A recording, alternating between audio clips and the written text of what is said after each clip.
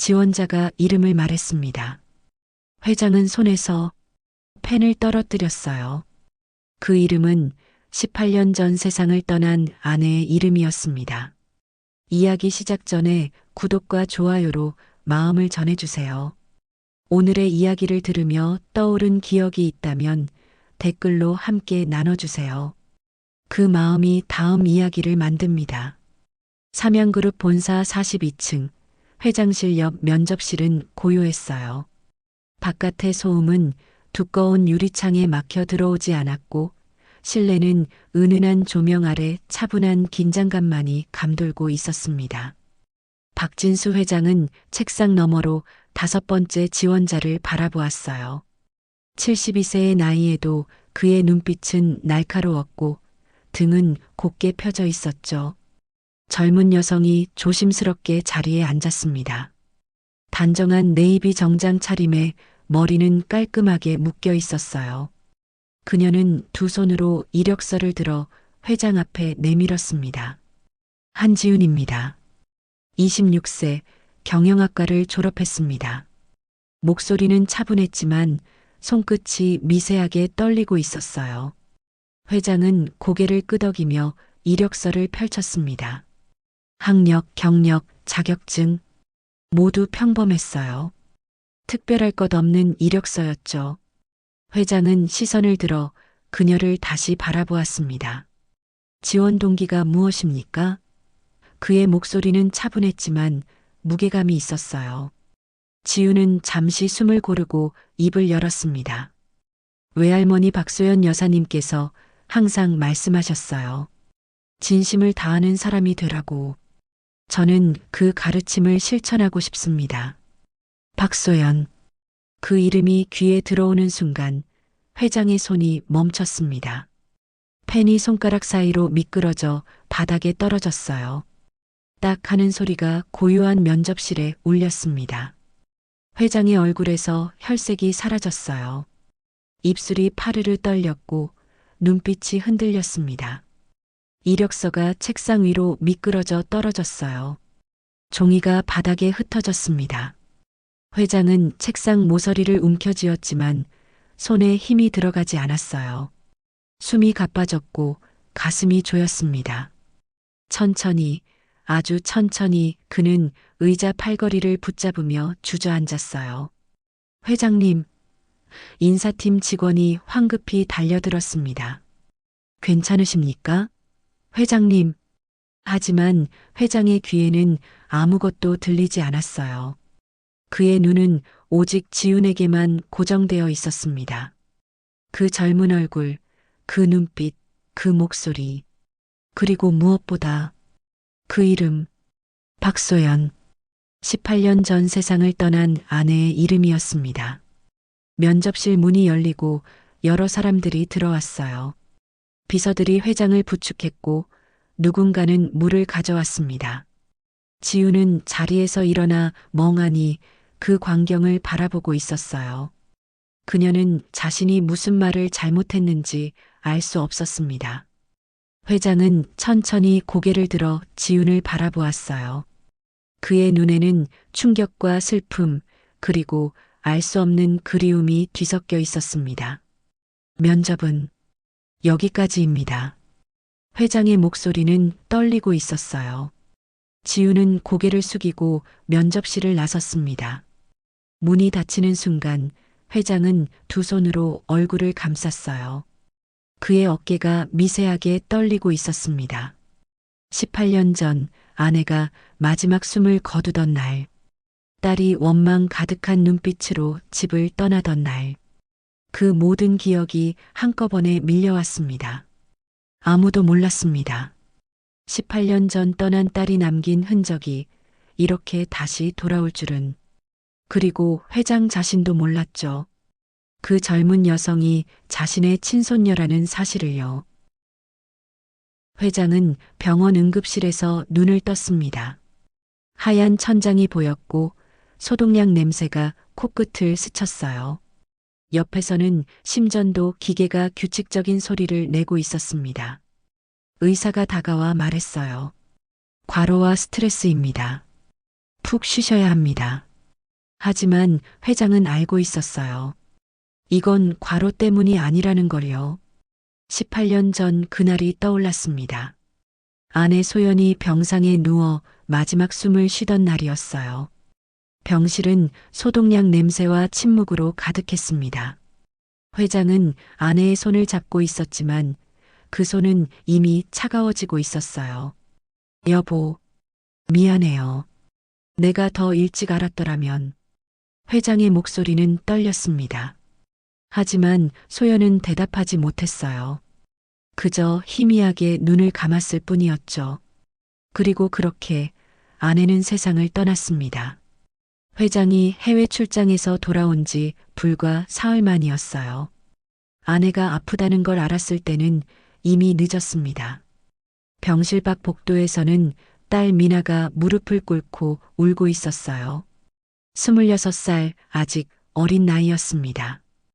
회장이 복도로 나가자 미나는 고개를 들어 아버지를 바라보았어요. 그 눈빛에는 원망이 가득했습니다. 아버지는 엄마를 죽였어요. 미나의 목소리는 떨렸지만 또렷했어요. 일만 하시느라 엄마 아픈 것도 몰랐잖아요. 엄마가 병원 가자고 할 때마다 나중에만 하셨잖아요. 회장은 아무 말도 할 수 없었습니다. 딸의 말은 모두 사실이었어요. 회사 일에 매달리느라, 해외 출장을 다니느라 정작 집에 있는 아내의 고통은 보지 못했습니다. 소연이 허리가 아프다고 했을 때도, 식욕이 없다고 했을 때도 회장은 과로겠지 하며 넘겼어요. 장례식이 끝나고 미나는 짐을 쌌습니다. 회장은 딸의 방 앞에 서서 말했어요. 미나야, 아버지가 잘못했다. 하지만 우리 됐어요. 미나는 차갑게 말을 끊었습니다. 저 이제 이 집 안 나올 거예요.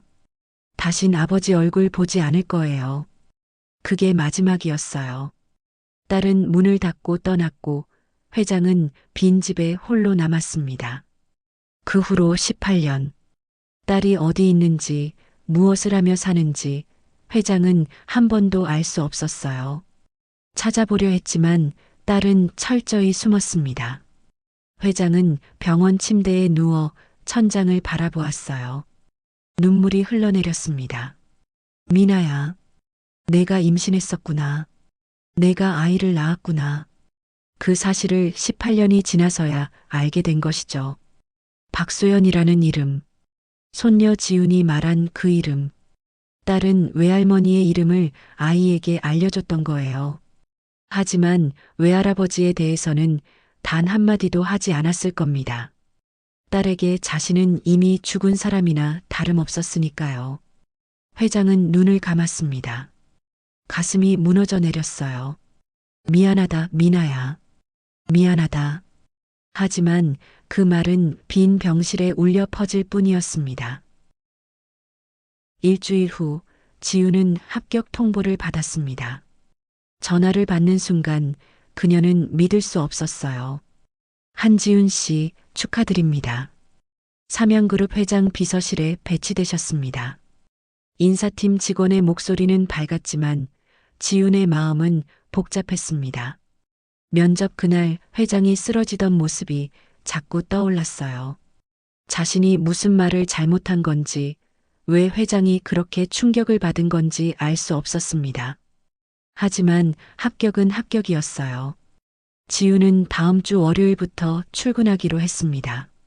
첫 출근 날 지우는 42층 비서실 앞에 섰어요.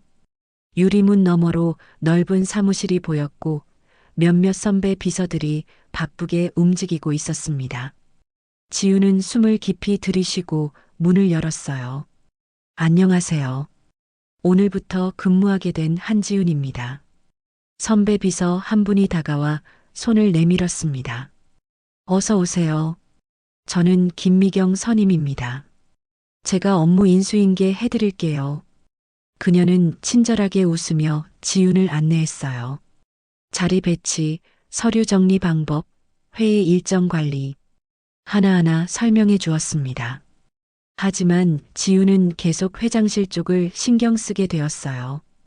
회장실 문은 굳게 닫혀 있었고 회장은 한 번도 나오지 않았습니다.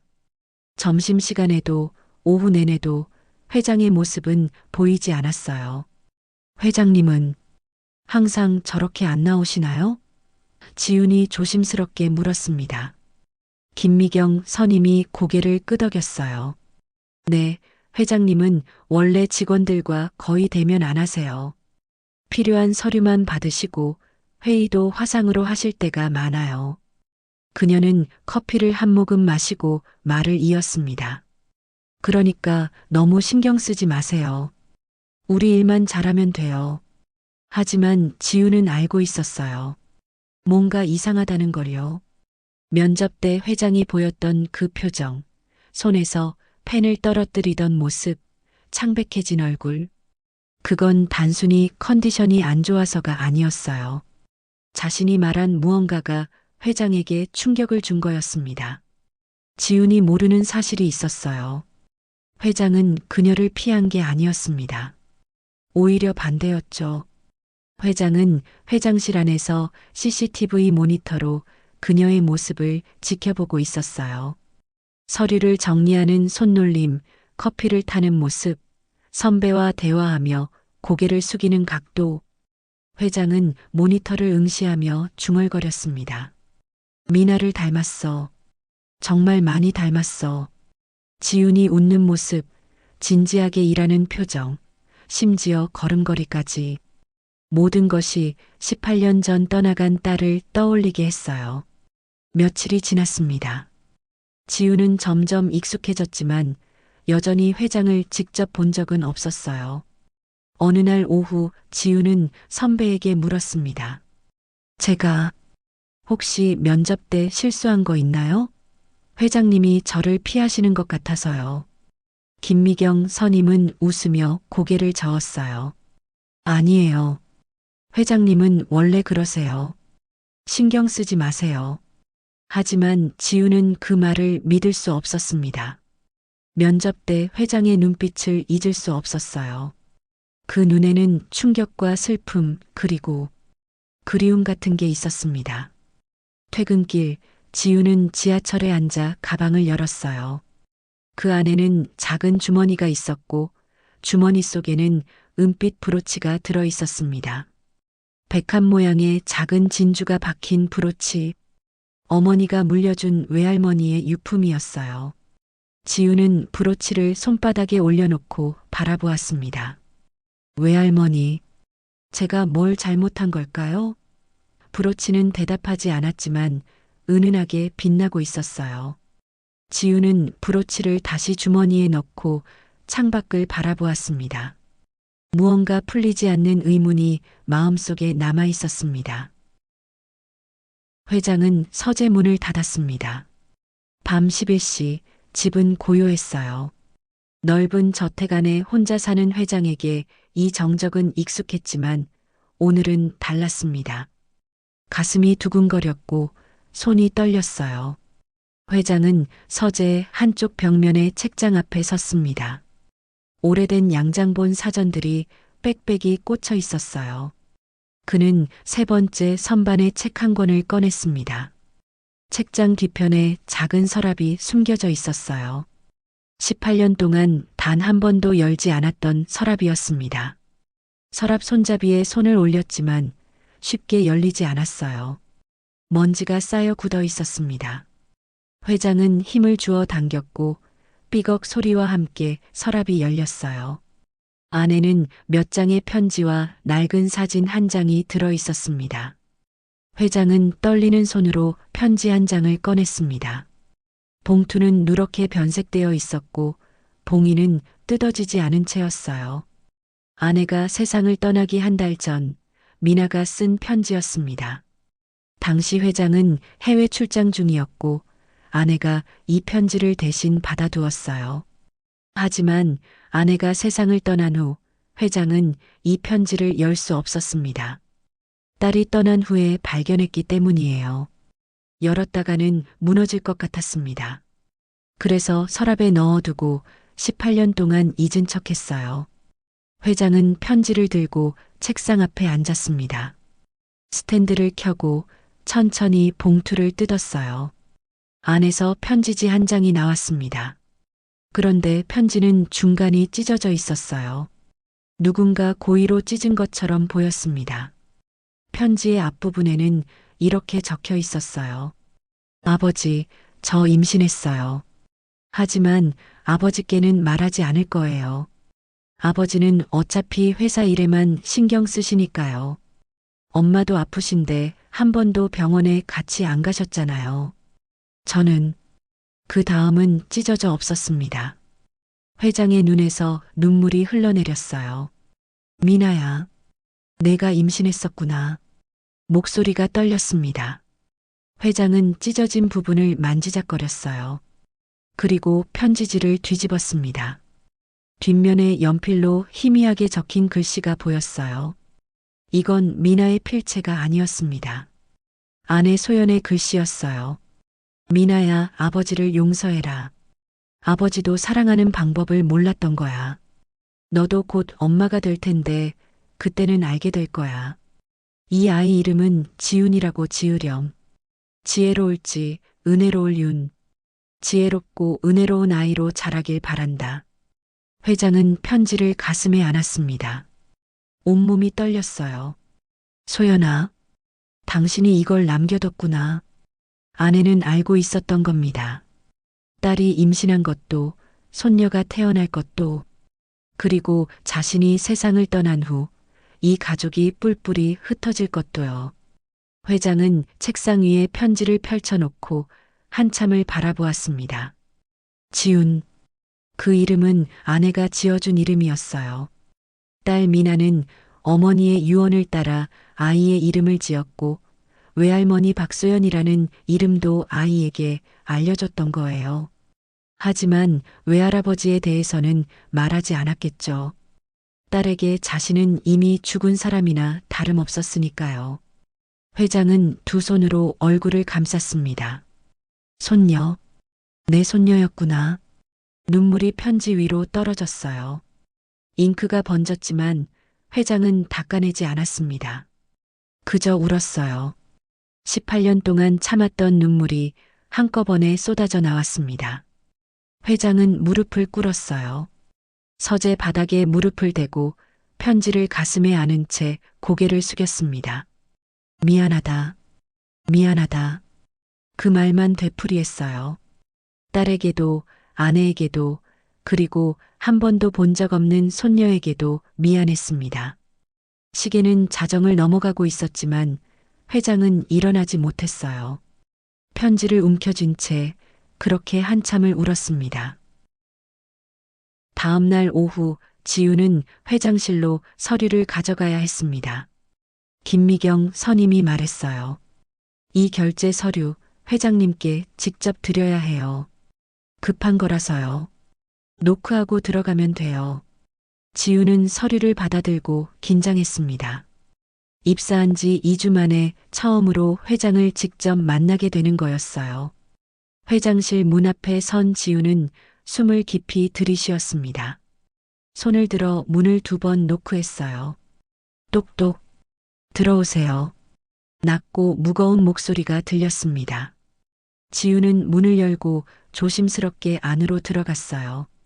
회장은 책상 앞에 앉아 창밖을 바라보고 있었습니다. 회장실은 넓고 조용했어요. 한쪽 벽면에는 책이 빽빽이 꽂혀 있었고 다른 쪽에는 오래된 그림이 걸려 있었습니다. 결제 서류 가져왔습니다. 지우는 목소리를 가다듬고 말했어요. 회장은 천천히 고개를 돌렸습니다. 그의 눈은 충혈되어 있었고 얼굴에는 피로가 가득했어요. 거기 놓고 가세요. 회장의 목소리는 쉬어 있었습니다. 지우는 책상 앞으로 다가가 서류를 조심스럽게 내려놓았어요. 그때였습니다. 지훈이 뒤로 물러서는 순간 어깨에 걸쳐둔 가방 지퍼가 열려 있었어요. 가방이 기울어지며 안에 있던 작은 물건 하나가 바닥으로 떨어졌습니다. 딸그랑 하는 소리와 함께 그것이 회장의 책상 아래로 굴러갔어요. 아, 죄송합니다. 지우는 황급히 몸을 숙였습니다. 책상 아래를 들여다보니 은빛으로 빛나는 브로치가 보였어요. 지우는 손을 뻗어 브로치를 집어들었습니다. 백합 모양의 작은 진주가 박힌 브로치, 외할머니의 유품이었어요. 회장의 시선이 그 브로치에 꽂혔습니다. 순간 회장의 숨이 멈췄어요. 얼굴이 창백해지더니 손이 떨리기 시작했습니다. 그건 회장의 목소리가 떨렸어요. 지우는 브로치를 닦아내며 말했습니다. 외할머니 유품이에요. 엄마가 물려주셨어요. 제가 아끼는 물건이라 항상 가지고 다녀요. 그녀는 브로치를 가방에 넣으려 했지만 회장이 손을 뻗었어요. 잠깐, 그걸 좀 보여줄 수 있나요? 지우는 의아했지만 브로치를 회장에게 건넸습니다. 회장은 떨리는 손으로 브로치를 받아들었어요. 그의 눈은 브로치에서 떨어지지 않았습니다. 손가락으로 백합 꽃잎을 쓰다듬고 진주를 만졌어요. 이건 회장의 목소리가 갈라졌습니다. 이건 내가 아내에게 선물한 거야. 지우는 깜짝 놀라 회장을 바라보았어요. 네, 무슨 말씀이세요? 회장은 브로치 뒷면을 뒤집었습니다. 거기에는 작은 글씨가 새겨져 있었어요. To SOIEON forever 소연에게 영원히. 회장이 결혼 10주년 때 아내에게 선물한 브로치였습니다. 소연이가 회장의 눈에서 눈물이 흘러내렸어요. 소연이가 미나에게 이걸 줬구나. 그는 자리에서 일어나 지훈을 바라보았습니다. 지훈은 혼란스러웠어요. 회장님, 저희 외할머니를 아세요? 회장은 브로치를 꽉 쥐었습니다. 손이 떨렸고 입술이 파르르 떨렸어요. 아내가 세상을 떠나기 전에 딸에게 이걸 줬어. 내가 직접 주지 못한 거야. 딸이 날 원망하며 떠났거든. 지훈의 얼굴이 굳었습니다. 딸이라니요. 그럼 설마. 회장은 천천히 고개를 끄덕였어요. 내 어머니 이름이 한민아지? 지훈은 말을 잇지 못했습니다. 회장이 말을 이었어요. 미나는 내 딸이야. 지훈은 뒤로 한 걸음 물러섰습니다. 가방이 손에서 미끄러져 바닥에 떨어졌어요. 그럼 회장님은? 나는 내 외할아버지다. 회장의 목소리는 떨렸지만 확신에 차 있었어요. 지훈은 고개를 저었습니다. 아니에요. 엄마는 아버지에 대해 한 번도 말씀하신 적 없어요. 외할아버지가 있다는 말도 들어본 적 없어요. 그녀의 목소리가 높아졌습니다. 회장은 브로치를 지훈에게 다시 건넸어요. 이게 증거야. 이 브로치는 내가 아내에게 준 거고 아내가 미나에게 물려준 거야. 그리고 미나가 너에게 준 거지.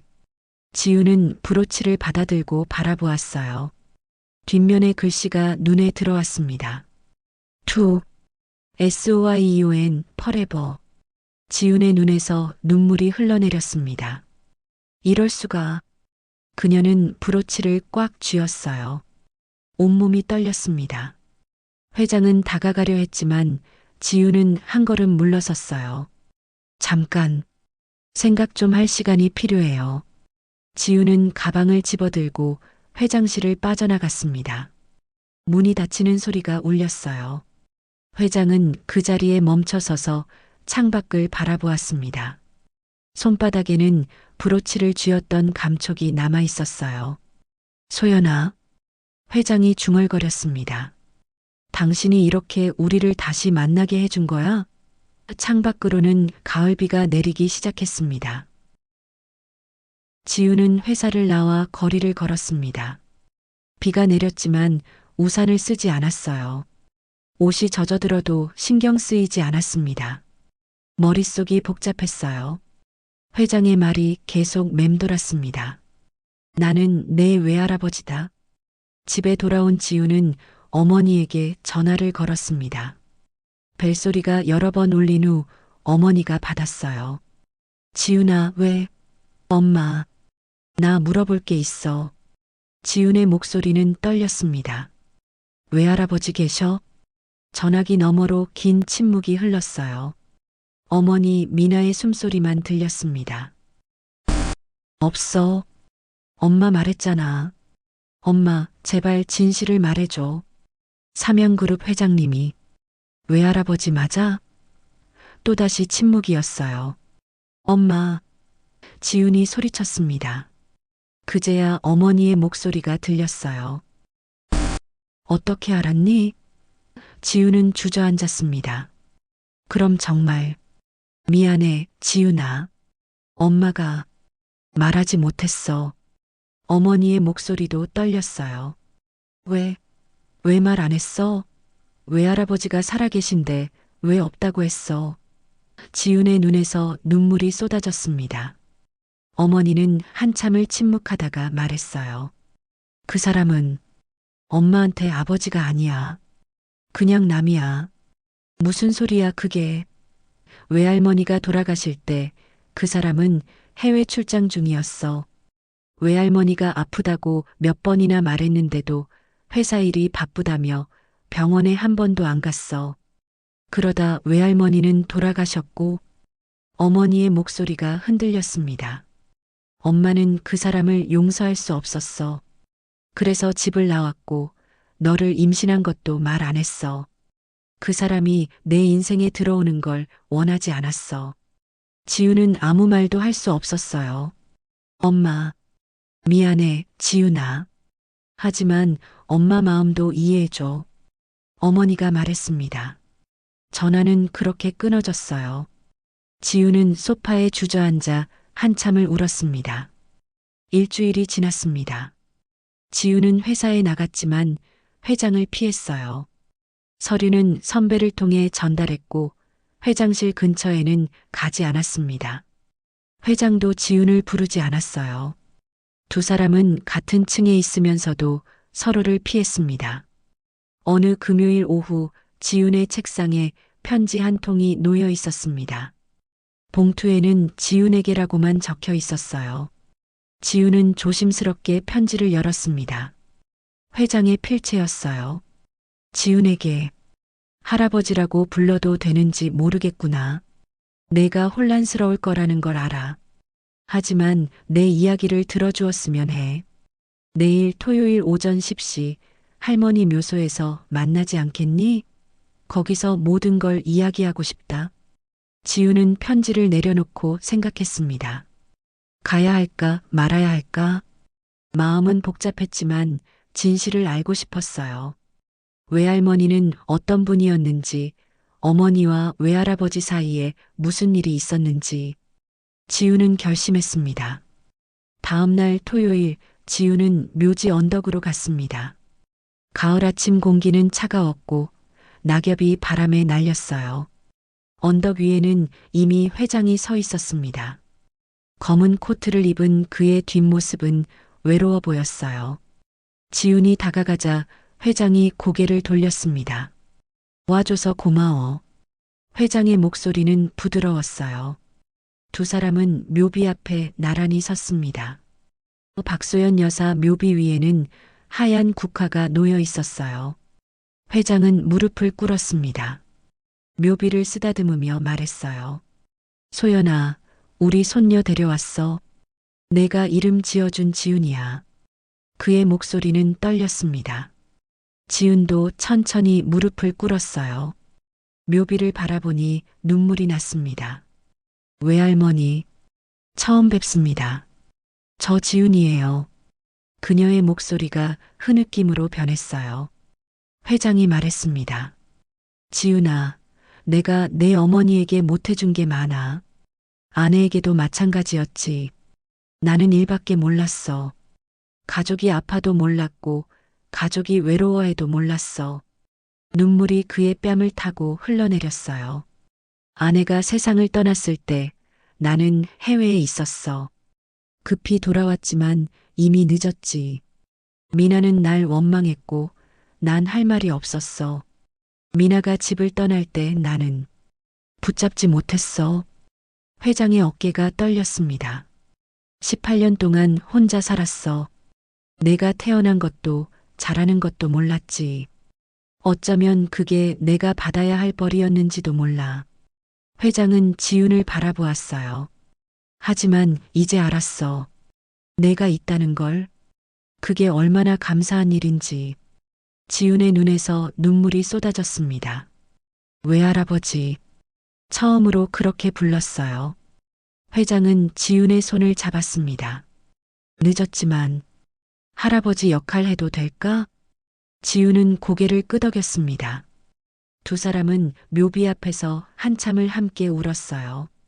가을바람이 불어왔고 낙엽이 그들 주위로 떨어졌습니다. 두 사람은 묘소 앞에 한참을 앉아 있었습니다. 눈물은 그쳤지만 마음속 응어리는 아직 남아 있었어요. 회장은 주머니에서 낡은 손수건을 꺼내 지윤에게 건넸습니다. 쓰렴. 지윤은 손수건을 받아 눈가를 닦았어요. 회장이 먼저 입을 열었습니다. 지윤아, 할아버지가 내 어머니에게 어떤 아버지였는지 알고 싶니? 지윤은 고개를 끄덕였어요. 회장은 하늘을 올려다보며 말을 이었습니다. 미나가 어렸을 때 나는 회사를 키우느라 정신이 없었어. 아침 일찍 나가서 밤늦게 들어왔지. 미나 생일도 자주 잊었고 학예회도 한 번 가본 적 없어. 회장의 목소리에는 후회가 묻어났어요. 소연이가 참 많이 참았어.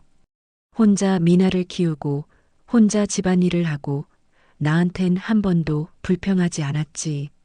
하지만 나는 그게 당연한 줄 알았어. 아내가 얼마나 외로웠을지, 얼마나 힘들었을지 생각하지 못했어.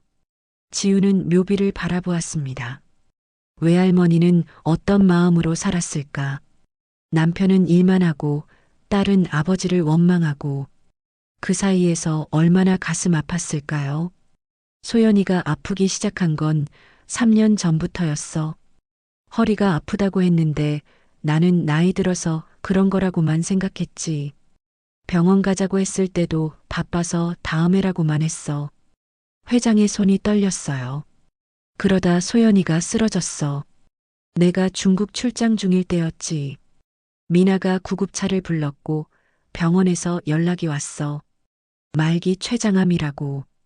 이미 손 쓸 수 없는 상태라고. 회장의 목소리가 갈라졌습니다. 급히 돌아왔지만 소연이는 일주일밖에 버티지 못했어. 병실에서 손을 잡고 있었지만 소연이는 날 보지 않았어. 그저 미나만 찾았지. 미나야, 미안해. 엄마가 아빠랑 너 사이에서 중간 역할도 제대로 못했네. 회장의 눈에서 다시 눈물이 흘렀어요. 지윤도 울고 있었습니다. 외할머니. 회장이 말을 이었어요. 소연이가 마지막으로 미나에게 브로치를 줬어. 그리고 말했지. 이건 내 아빠가 엄마한테 준 거야. 엄마는 이걸 제일 아꼈어. 너도 소중히 간직하렴. 그리고 아빠를 용서해라. 하지만 미나는 용서하지 못했어. 장례식 다음 날 미나는 짐을 쌌어. 내가 붙잡으려 했지만 미나는 차갑게 말했지. 아버지는 이미 엄마를 죽였어요. 저한테도 아버지 없어요. 그게 마지막이었어. 지우는 가슴이 미어졌습니다. 어머니의 아픔도 외할아버지의 후회도 모두 느껴졌어요. 외할아버지, 18년 동안 미나를 찾으려 했어. 하지만 미나는 이름도 바꾸고 흔적도 지웠지. 그렇게 나는 혼자 살았어. 빈집에서 후회하며. 회장은 묘비의 이마를 대었습니다. 소연아, 미안해. 당신 아플 때 옆에 없었어. 당신 외로울 때 곁에 없었어. 그리고 미나한테도 못해준 게 너무 많아. 그의 어깨가 흔들렸어요. 지우는 회장의 등을 쓰다듬었습니다. 외할아버지, 이제 괜찮아요. 제가 있잖아요. 회장은 고개를 들어 지훈을 바라보았어요. 그 눈에는 감사함이 가득했습니다. 지훈아, 내가 용서해 줄 수 있겠니? 이 못난 할아버지를. 지우는 눈물을 닦으며 말했어요. 외할머니가 엄마한테 용서하라고 하셨잖아요. 그럼 저도 외할머니 말씀 따를게요. 회장은 지훈을 꽉 안았습니다. 두 사람은 묘비 앞에서 한참을 그렇게 있었어요. 바람이 불어왔고 국화 향기가 퍼졌습니다. 하늘에서는 햇살이 구름 사이로 비치기 시작했어요. 외할머니 봐주세요. 지훈이 묘비를 향해 말했습니다. 저 외할아버지 만났어요.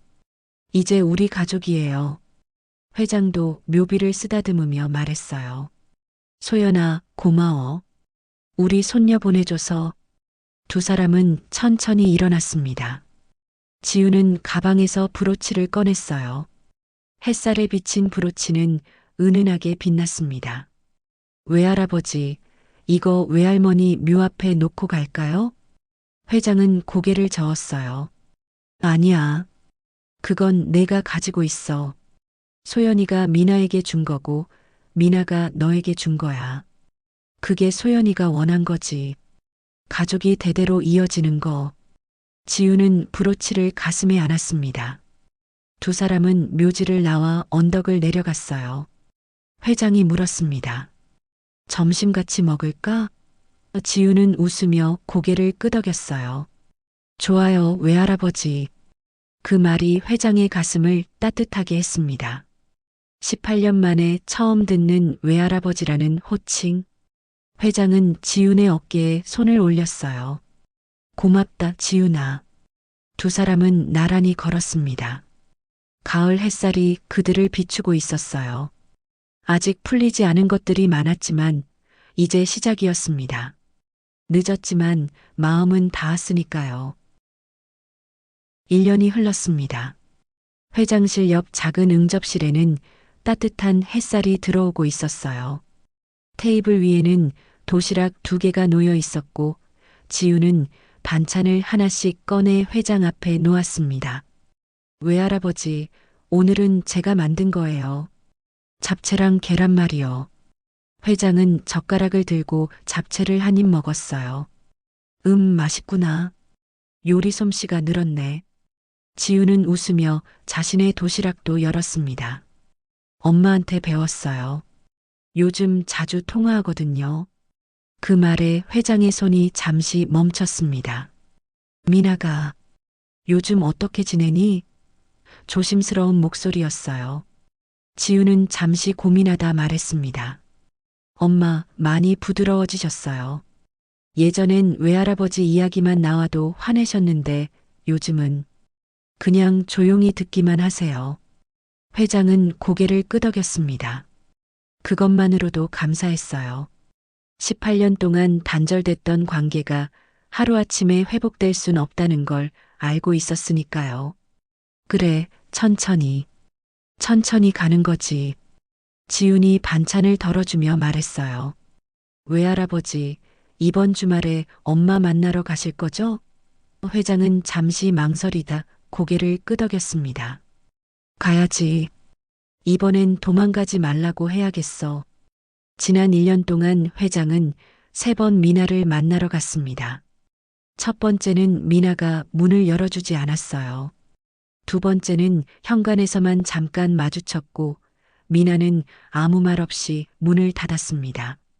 세 번째는 지난달이었어요. 미나가 처음으로 들어오세요라고 말했죠. 거실에서 마주 앉았지만 대화는 거의 없었습니다. 회장은 준비해간 선물을 테이블에 놓았어요. 미나가 어렸을 때 좋아하던 과자였습니다. 미나는 그걸 보고 잠시 눈을 감았지만 아무 말도 하지 않았어요. 회장은 떠나기 전에 말했습니다. 미나야, 아빠가 미안하다. 평생 미안할 거야. 미나는 대답하지 않았지만 눈가가 붉어졌어요. 그것만으로도 회장에게는 변화였습니다. 엄마가 말씀하셨어요. 지훈이 조심스럽게 말을 꺼냈습니다. 외할아버지가 매주 외할머니 묘소에 가신다고요. 엄마도 가끔 가시는데 국화가 항상 새로 놓여 있대요. 회장은 잠시 멈췄다가 말했어요. 소연이한테 근황 보고하는 거지. 지우는 가방에서 브로치를 꺼냈습니다. 1년 동안 매일 가지고 다녔어요. 브로치는 여전히 은은하게 빛나고 있었습니다. 외할아버지, 이거 엄마한테 돌려드릴까요? 원래 엄마 거잖아요. 회장은 브로치를 바라보며 고개를 저었습니다. 아니야. 그건 이제 내 거야. 소연이가 미나에게 줬고 미나가 너에게 줬어. 그게 우리 가족이 이어지는 거지. 너도 나중에 내 딸에게 물려주는 거야. 지우는 브로치를 손바닥에 올려놓고 바라보았어요. 햇살에 비친 진주가 반짝였습니다. 그럼 이거 소중히 간직할게요. 외할머니, 외할아버지, 엄마 그리고 저를 이어주는 거니까요. 회장이 창밖을 바라보며 말했습니다. 지훈아, 할아버지가 내 나이였을 때 난 성공만 생각했어. 돈 많이 벌고 큰 회사 만드는 것만 중요하다고 생각했지. 하지만 그게 다가 아니더라고. 가족이 옆에 없으면 아무리 많은 걸 가져도 텅 빈 거야. 18년 동안 이 넓은 집에 혼자 살면서 매일 후회했어. 왜 소연이 손을 더 잡아주지 못했을까? 왜 미나랑 더 많이 놀아주지 못했을까? 지우는 회장의 손을 잡았습니다. 외할아버지, 이제 혼자 아니잖아요. 저 있잖아요. 그리고 엄마도 천천히 마음을 여실 거예요. 회장은 지훈의 손을 꽉 쥐었어요. 고맙다, 지훈아. 내가 내 인생에 와줘서. 두 사람은 잠시 침묵 속에 앉아 있었습니다. 그 침묵은 불편하지 않았어요. 오히려 따뜻했습니다. 외할아버지, 지훈이 말했습니다. 저 다음 주에 면접 봐요. 다른 회사로 이직하려고요. 회장은 놀라지 않았어요. 그래, 내 길을 가는 거지. 할아버지 곁에 계속 있을 순 없으니까. 아니에요. 지훈이 웃으며 말했어요. 회사는 옮겨도 외할아버지는 제 곁에 계시잖아요. 매주 점심 같이 먹기로 약속했잖아요. 회장은 미소 지었습니다. 그럼 약속이다. 두 사람은 도시락을 다 비우고 차를 마셨어요. 창밖으로는 봄볕이 따스하게 내리쬐고 있었습니다. 회사 건물 앞 벚나무에는 꽃이 피기 시작했어요. 소연아, 회장이 창밖을 보며 중얼거렸습니다. 우리 손녀 잘 컸어. 당신 닮아서 착하고 따뜻해. 미나도 조금씩 마음을 열고 있어. 당신이 바라던 대로 우리 가족이 다시 모이고 있어. 지우는 브로치를 가슴에 안았습니다. 그 안에는 외할머니의 사랑이, 어머니의 아픔이, 그리고 외할아버지의 후회가 담겨 있었어요. 하지만 이제는 희망도 함께 담겨 있었습니다. 외할아버지, 지훈이 말했습니다. 다음 주 토요일에 묘소 가요. 외할머니한테 제 합격 소식 알려드리고 싶어요. 회장은 고개를 끄덕였어요. 그래, 같이 가자. 소연이가 정말 좋아하실 거야. 두 사람은 창밖을 바라보았습니다. 봄바람이 불어왔고 벚꽃잎이 날리기 시작했어요. 18년이라는 긴 시간이 흘렀지만 이제 새로운 시작이었습니다. 그제야 알았습니다. 가족은 피로만 이어지는 게 아니라 용서와 이해로 이어진다는 걸요. 하지만 늦어도 마음은 닿았습니다. 그리고 그 마음이 앞으로의 길을 밝혀줄 거였어요. 이 사연을 들으며 마음이 움직이셨다면 구독과 좋아요로 함께 해주세요. 그리고 여러분의 생각을 댓글로 남겨주세요. 누군가에겐 그 한 줄이 위로가 될지도 모릅니다.